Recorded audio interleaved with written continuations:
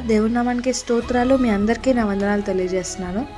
ఈ దినం కొరకు దేవుడు సిద్ధపరిచినటువంటి మాటలు, ప్రియ సహోదరి సహోదరుడా, పరిశుద్ధ గ్రంథంలో ఒక యోసేపు జీవితం చూసినట్లయితే, యోసేపు అన్నల ద్వారా అమ్మివేయబడి బానిసగా బ్రతికిన తన జీవితం, ఆ తర్వాత ప్రధానమంత్రిగా ఐగుప్తు ప్రాంతానికి దేవుడు నిలబెట్టాడు.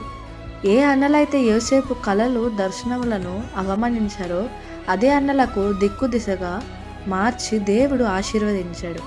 అందుకే తన ఇద్దరి కుమారుల పేర్లు మనషి అనగా మరుపు, అనగా తనకి చేసిన ద్రోహం మర్చిపోయాడు, ఎఫ్రాయిము అనగా అభివృద్ధి అని పెట్టాడు.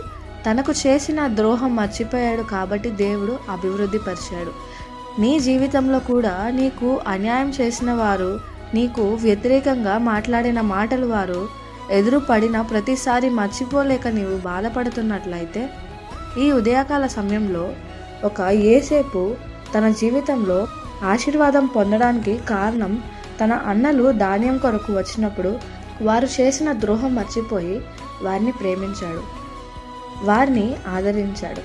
అదే రీతిగా నీవు కూడా ఆశీర్వాదం పొందాలంటే యెషయా 43:18 చూసుకున్నట్లయితే, మునుపటి వాటిని జ్ఞాపకము చేసుకొనకుడి, పూర్వకాలపు సంగతులను తలంచుకొనకుడి.